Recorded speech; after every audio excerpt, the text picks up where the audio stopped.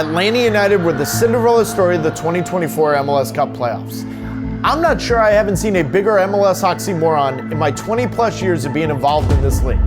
How can they be the Cinderella of the ball? With that owner, fan base, stadium, and the amount of money that's poured into that roster. Yet Sunday, that showed the MLS world what they really are.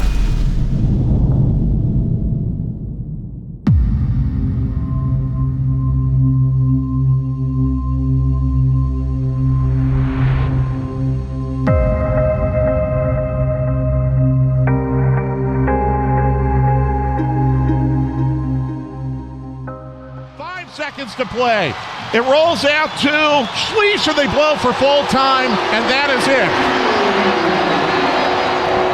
Atlanta United is eliminated, and Orlando City goes to the Eastern Conference Final. They shouldn't have been in this game to begin with. They shouldn't have been in it after losing both forwards. It has been an incredible run. And everything went against it again today, and they still almost found a way to at least keep this match going. And I think Atlanta United got this city to love them again this year.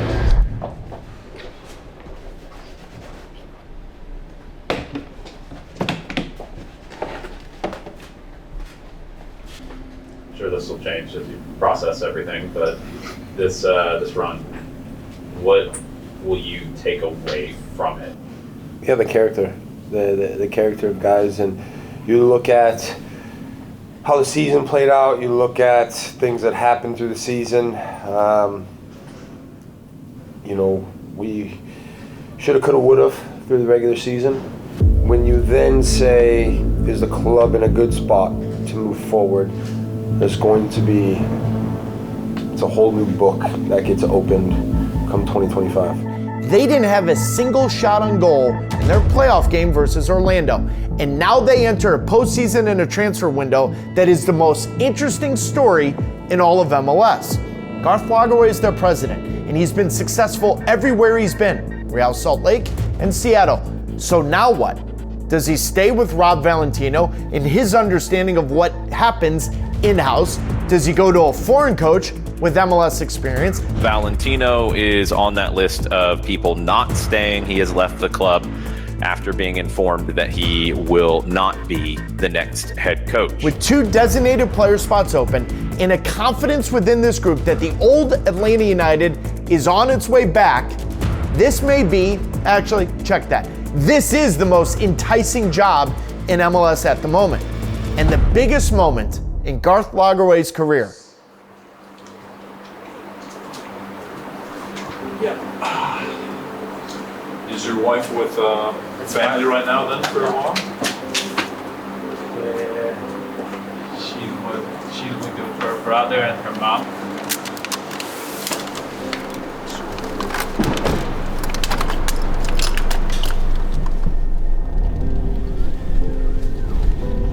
Last year, on a human level, was a big year for you. Your first child, you were born here in Atlanta as well. Mm-hmm. What was it like for you to become less of a footballer and more of a father during the offseason? Oh yeah, it was I was most happiest man in the world when I saw my daughter. And then, I'm a little bit different now. I'm my family guy. I'm thinking every time my daughter, but. I'm still love soccer, and every day I have my job, and I'm working every day, because I love it soccer, Is your motivation level higher than ever? Oh yeah, for sure, by far. I'm in the car seat, so my phone screen is like my baby, so it's really motivates me.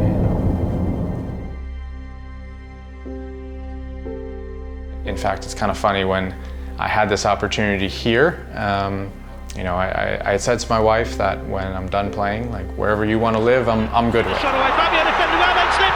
It's Spector again! City Jonathan Spector! my playing career ended, and I said, how about one more move for me? And that's kind of how we started talking about Atlanta and the potential to move here, and we love it now. I'm happy, my wife's really happy, and the kids love it here too. And you know, it can be challenging at times for them where, you know, I have to travel at the drop of a hat because I need to go see a player, meet with a player, a club, or an agent. How often do you call your family back in Georgia? Oh, but every day. Every day. Otherwise, like, I don't miss something, you know, like I have everything here, you know. At the end of the season, you'd like to get this done before Christmas. I think at that time he said he'd like to get it done in the next couple weeks, and you're kind of up against that now. It's not easy. You got to get this move right. You got to take everything into consideration. Chris Henderson was officially introduced by Atlanta United this morning as the team's new chief soccer officer and sporting director. Got 17 years experience in the front office at various organizations and comes from MLS rival Inter Miami. Welcome, everybody. Thanks for taking the trip up to Marietta. Hope nobody hit any reindeer on 75 on the way up here. All good? All right. It's always good to bond with the first line. Loosen the room a little bit. Thanks for coming. I couldn't be more excited to have Chris Henderson next to me. Chris is a proven winner. And he is one of the most decorated executives in MLS history with 9 titles to his credit. Yeah, I mean, it's been 100 miles per hour. During transfer windows and preparing the team for the season, this is the time, you know, everyone behind the team has to work. Garth is a great person to work with. We complement each other. Seattle, we had consistency, made the playoffs every year, won a lot of trophies. It was an opportunity to go to Inter Miami for me and take a big leadership step with Inter Miami. And you know, I've had the opportunity to spend the last couple years with some of the best players in the history of the game at their positions. The way they were before training, the way they trained, the way they were right after training, the nutrition, the way they took care of themselves. And they're lessons that I want to bring here to Atlanta United. It takes a bunch of little steps to get to that vision, and you have to just do it one step at a time, whether it's that one step is signing a new player, adding new players, hiring staff, everything to support the team. Those are all steps to the vision and how you want to play. And if you take enough steps, you finally get to a point where you look and the team is really good. And I wanted a challenge to be able to, you know, come to an organization with values that Arthur Blank has, and it's a value-driven club, and you really feel it when you walk in. And so for me, I'm really proud to be part of this and excited for what this club can be and where we can go. Chris, with all your experience in that position, what would you consider a priority for Atlanta? The head coach first, or the players that would come first? First of all, do you know who it is? Do you know who the head coach is going to be?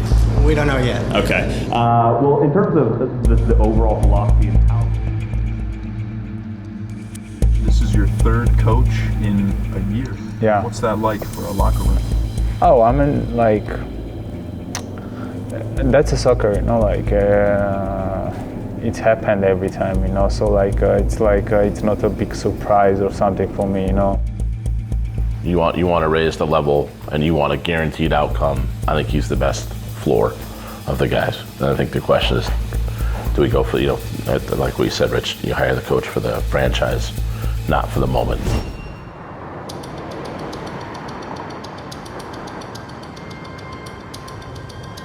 Just bear in mind, I'm approaching now my 18th season in MLS.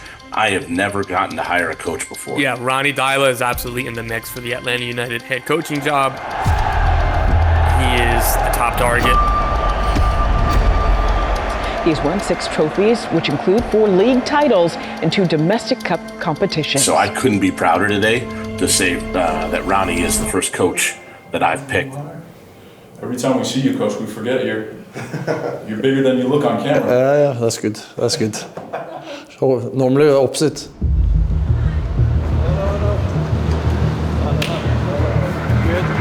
Tip is good? Tough. A bit long, but that's good.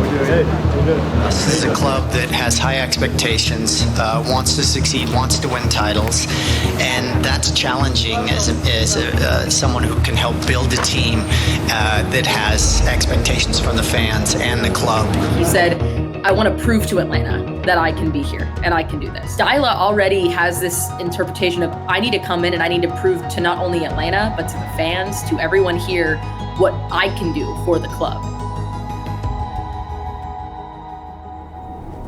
Honestly, one of my old teammates, and he was with Ronny in Norway, and he told me about Ronny, amazing guy and a really nice coach. I can feel it like he has a winning mentality. There's a city that loves football, and at the same time, it's a club that have power to fight for the best players. And it's challenging here to come here now to try to do what has been done here one time before, and what I have done one time before. So hopefully we can go into two together. Can you give us one word that fans and associates can say that will describe the 2025 season for Atlanta United? I would say maybe improvement. Maybe a little boring. We want to say winning. Thank you. I'm so excited to be here as well. You know, I'm really looking forward to start with the boys now on Monday. Next Monday we're going to start and just try to get some special moments together with you and all the other Atlanta fans. It's easy to sit and be a boss and say everything what they're going to do, and you're not good at this, and you are lazy, you are this, you know. I believe that people want, so when people are not performing as good as they should have done before, I look first on myself. At the same time, you need to be realistic. We know we were number 9 last year. I want to see that the team is shaping in the way that I have in my head. He seems to do a really good job at connecting with players, being able to motivate players, and it's strong at times, but with love.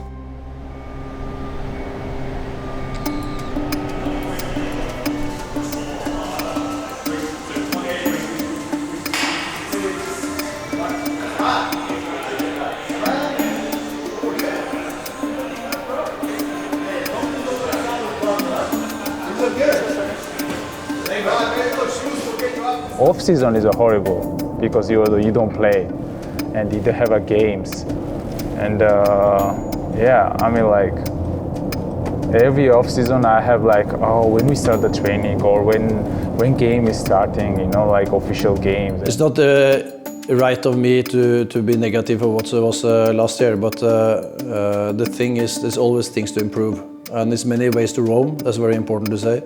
I have my way, others have their own way. It's nice to meet you finally. It's been some weeks waiting for our first day.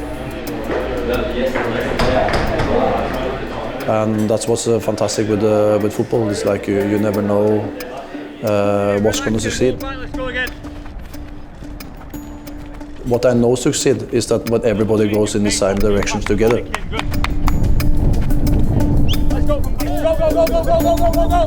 All the way through, yeah! Go, Will, yes, Will! Yeah, jump up, Ronny. Yeah. So what you gonna do now? Yeah, but you don't let him go there all the time.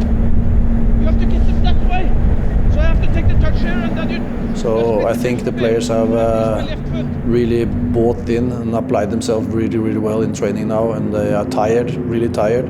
But that's what we need to do as well. We have to crush some eggs to get a good omelette. And you can also test the team, how resilient we are in a situation where we actually feel tired.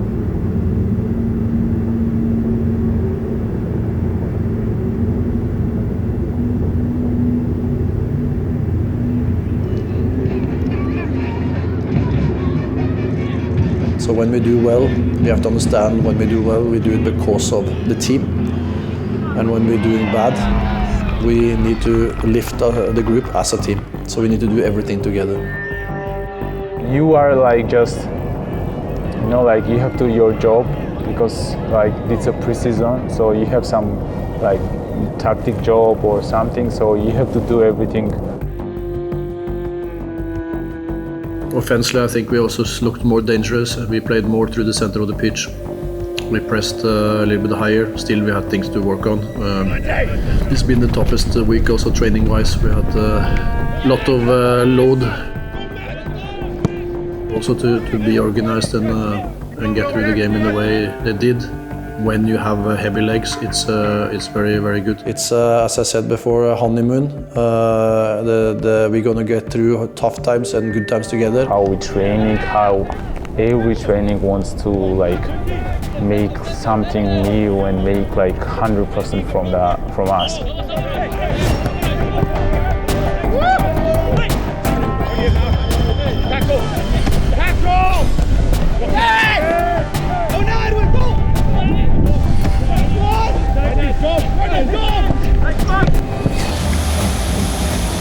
But it's my job and my task to create more and more togetherness through all these experiences.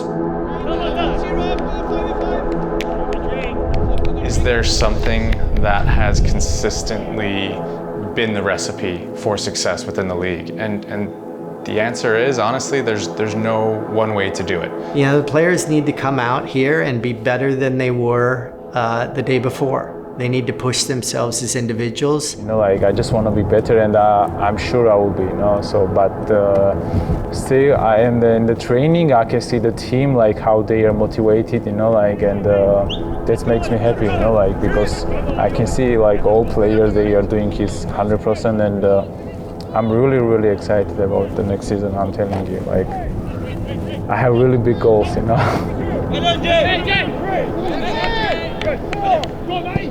We were really excited by that playoff run at the end of last year, but the reality is that was the first playoff series we've won in 5 years. I mean, we were preparing for it during the season, and that's the hard part, is you're preparing for the team to not be playing anymore, right? You're preparing for the off season when the team's still in the playoff. It's a long process, and to be honest, you know, in order to get one, we end up going through dozens and dozens and dozens of players that we miss out on. You're talking about players that are elite players, but they're exceptionally hard workers. And the significance of that is that in the day-to-day environment, you'll remember this, Michael, from when you played, the training environment is what sets the culture for a club. And we're looking into everything from, you know, both on and off field, what they're doing. Character off the field is really important for us, that we're getting the right people here. We sold a bunch of guys a year ago and raised over $50 million in transfer proceeds and said we were going to be judicious in how we deployed that. Wanted to bring you guys together, and for Ivy and Mike, just your own knowledge here. When we have a really close relationship with the soccer side for us, and so when they are first even identifying players, they will they share them with us. We make sure people know, and then that way the worst thing that happens is we create kind of a rival or announcement plan to just get stuck in a drawer, ripped up, and never seen the light of day. They're looking for a DP forward and looking for a DP winger. Atlanta's looking to spend about $20 million. Total chaos everywhere. Updates, as you guys know, we're trying to sign the 2 DP players. We cannot wait for a while. We need to get these signings in. We want to get these signings in done. This was the busiest week for Atlanta United in their history. And this is 99.9% done, is Miguel Almirón. When you saw the tweet, did you look at it multiple times? There were some fans who were getting a little impatient with how long kind of the rebuild was taking and everything was going on. And in the summer, I was hearing like some discontent from fans. And I was like, Garth Lagerway, that's a guy I think you just blindly trust. When the topic first came up, it's like, hey, remove the name, and is that the best player that we can get in this position right now? And then the answer was like, yeah, for what we're looking for, yes. Yeah, we dealt with Zoran and Charlotte and came to an agreement to get Miguel and move up in the discovery process, and I think it's a good process that we have in place where clubs can work together. So that's something that has been going on for quite some time, and even in the last window we were looking at that possibility, and it just wasn't going to be the right situation and the right timing. But realistically, it came up a little bit more recently, whereby we felt we could actually get something done here. Way back in your Seattle days, the story goes that you had the original discovery rights to Miguel Almirón. Do you remember the first time you came across his tape? How did that happen? Yeah, I remember talking to one of the agents down in South America, and they mentioned this young player from Paraguay. And so we had a Paraguayan on our team, Nelson Valdez, at the time. And I went and talked to Nelson. He said, yeah, he's a good young player. He made a few phone calls a couple days later and said, he's a really good player. And so we had him on our Discovery, put him on our Discovery, player that we had been following. We ended up selling him to Atlanta United, and everyone knows the story after that. So we are thrilled to be able to be in a position now. I am thrilled to be in a position to be able to have him as one of the players at the club that I'm at. And so between the two DPs, we're rebuilding this team and this organization, and so that's why it's so important. But what kept coming up was how we felt good about the way the season finished. We finished strong, right? And that was, without our full team available to us, right? We ended up selling a couple players and not fully being able to replace everybody. And we knew that this winter window was going to be a really important one for us, and we put in a lot of work to make sure we get the right guys here. Ha vuelto. Atlanta United ha fichado al centrocampista Miguel Almirón. Yeah, after a lot of speculation, Atlanta United made it official this week. Miguel Almirón is back. Miggy arrives from Europe later this evening.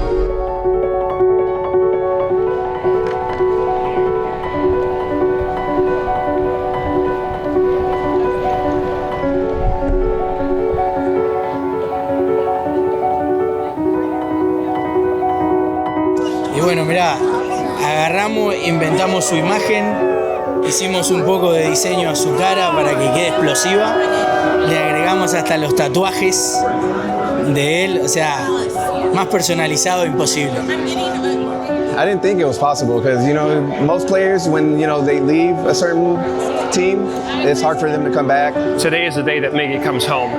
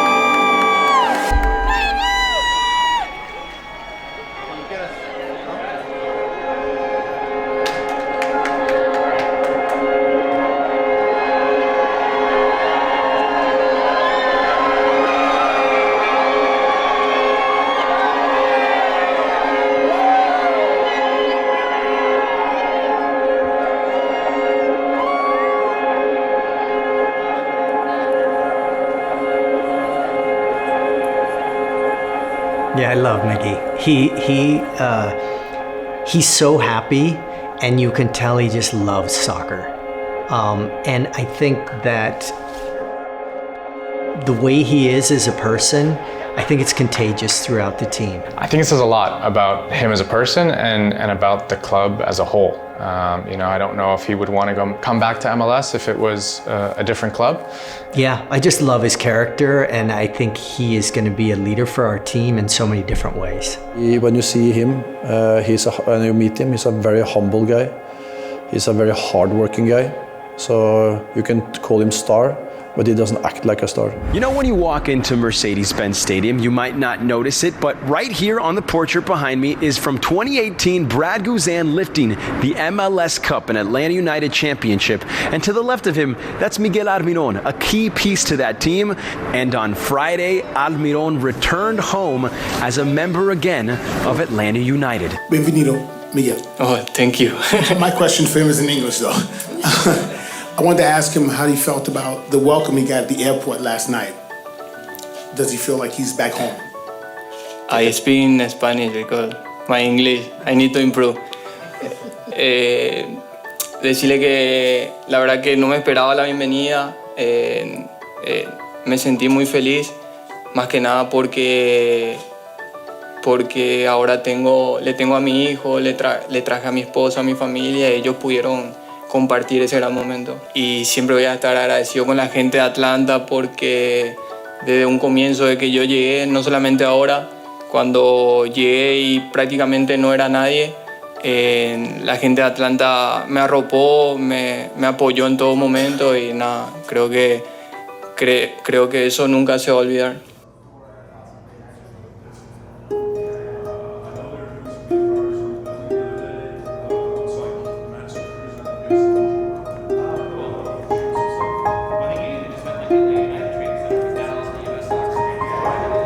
Okay, next is Newcastle, so I guess we're just going to do black and white.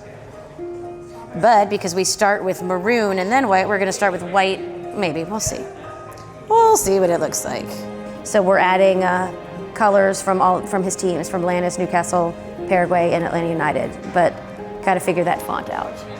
This is the Mickey banner that I'm now going to turn into actual something with fonts and something. I used to know what was where from which TIFO on here. And there were pants that ended up ripping, so I had handprints all over it because these are from last night.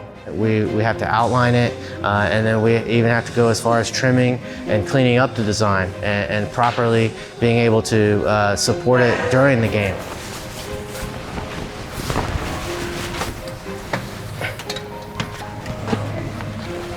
Before Atlanta, I was a Portland Timbers fan. So I was a part of that stuff, and I remember them winning in 2015 against Columbus, and it was just man, I wish Atlanta had this. So then when Atlanta was announced, it was like, okay, I'm going to be a part of that. Cheryl, how did you and Scott meet? Oh, now it's a couple story. So I was a student at University of Georgia long ago, and Scott was a student at Georgia Tech. I moved home to Atlanta, lived with my parents, and Scott needed a date for his formal. And he was dating your friend from me. Yes. And they set us up. They set us up, so they brought me to a grab a date social event at the fraternity, and I guess he liked me enough, and he asked me to Disney World next week, the week after, and I guess as they say, the rest is history. That was 24 years ago. It's not on February 22nd by chance. 23rd. Oh yeah, that's the day after the match, isn't it? Let's just change opening day and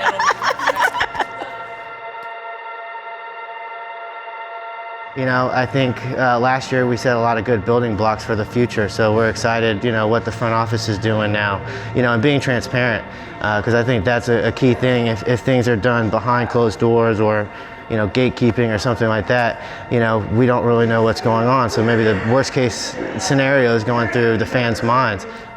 Is there anything that could make this transfer window any more perfect? You know the answer. What is it? A striker.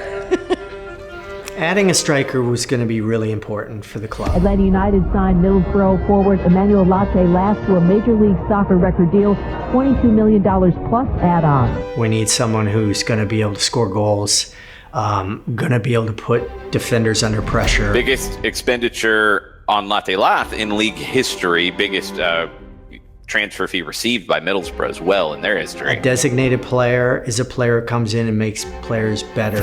A kind of striker where he would just be a defender's nightmare because he's constantly on the move. He can do almost everything. He can drop in and combine and link up play. He has, incredible pace to run in behind and stretch the game and stretch the opposition. So I think he will also suit Alex a lot. He needs players that can open spaces and because he can find them also with passes. He's got technical ability to beat players 1v1, create shots for himself, create chances for his teammates. And so what we love about him is how much variance he has within his game and how many different things that he can do well. For the give and go, and that's onto it! Inevitable! Goal scorer. That's maybe the most important.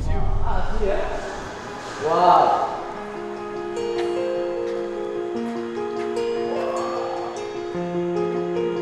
That's it.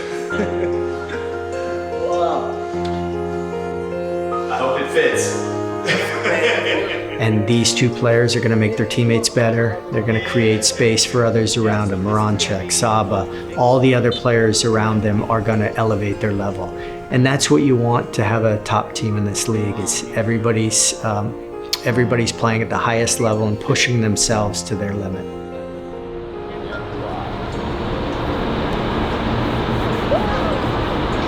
We play now. I play now.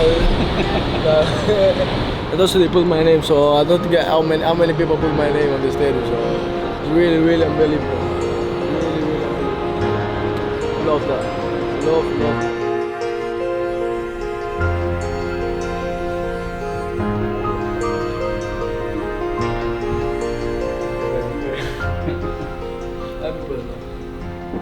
There are just so many aspects of his game that we really like and I think are going to be really effective, both in our team and in this league.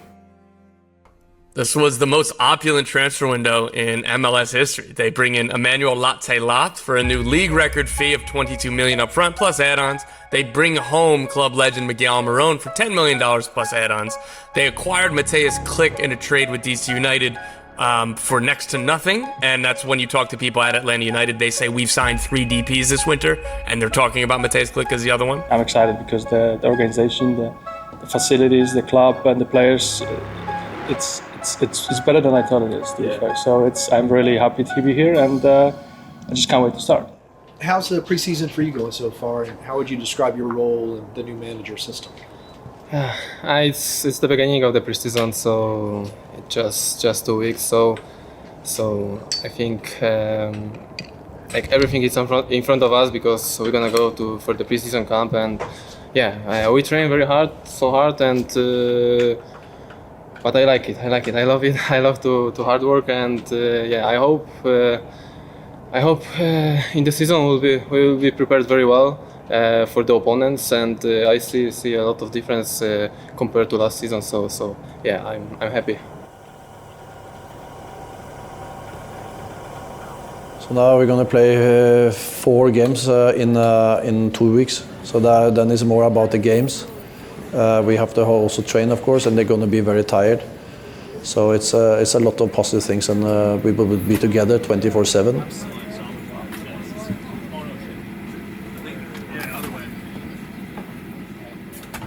But when you're tired, you also need to talk more. You need to think clear when you are in a stress situation and you feel that your legs not moving as they normally do.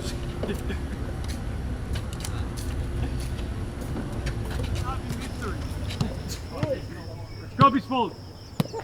Dog.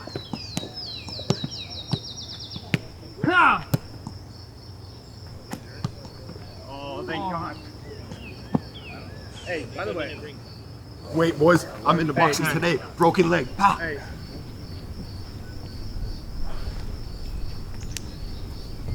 Once finished there, let's go inside Lions, go quad pull, hold for a couple of seconds, relax, just 6 reps each side.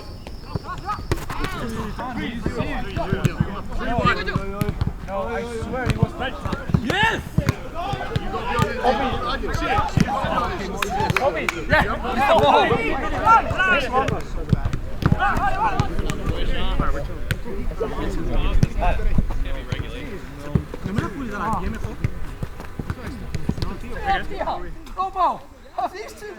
Hey, it's not how you start, it's how you finish. There you go. Let's go. Yes, sir. Put that referee there. You hear this? Referee. Put a referee.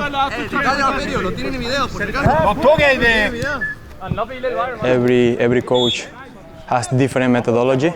Of course, we are excited to the new season, and with the new manager, I think there is a new freshness.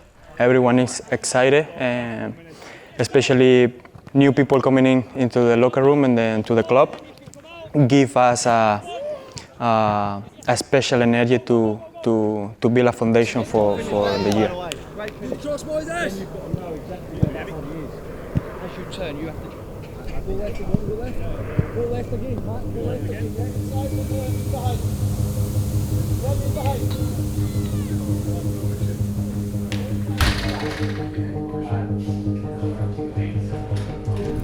Again, many times when I talk with you in playing session, I said, okay, what you can do and why you do this, the kind of things. You say, that's who I am.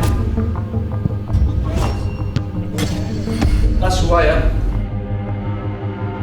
Okay, so if that's who you are, so then you're never going to change, you're never going to improve. I said, what I am now, I was not 20 years ago. I'm a different version of myself, hopefully better. I know what I need, I know exactly what I want from you. I didn't know that for 20 years ago. Dare to be loud, dare to be something. Come out of your shell. And there was a good step last time, but we can even more. That's foundational to get everybody to feel safe on the pitch and help each other as good as possible.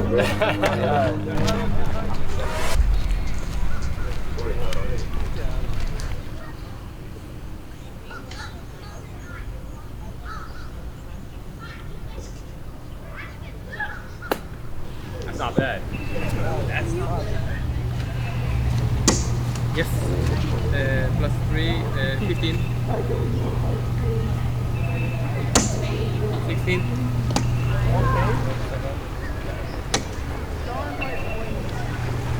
Nope. 19. Steep! Oh my god.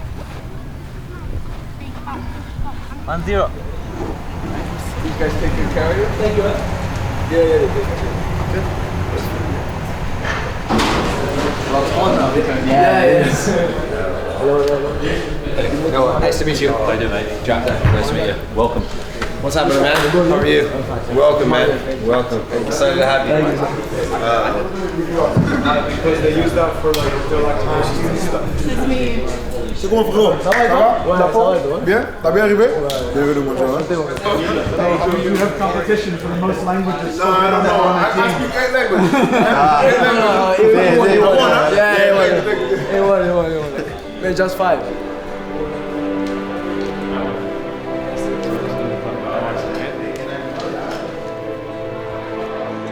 No, creo que hay una energía muy linda, el grupo está muy unido, hay grandes jugadores, creo que eso es muy importante. The last season we went for a lot of emotions throughout the year and then just give us experience for this one. No, primero que nada, comenzar bien la temporada.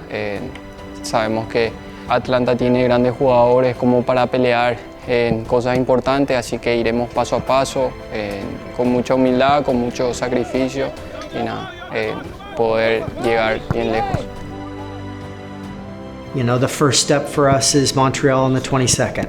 And we are going to try and build game by game and try and build a team that's consistent, that can sustain a high level game after game and give everything. We want our fans to leave and know that our players gave everything every single game. Look, I think we're breaking some records with what we're doing and what we're trying to do here.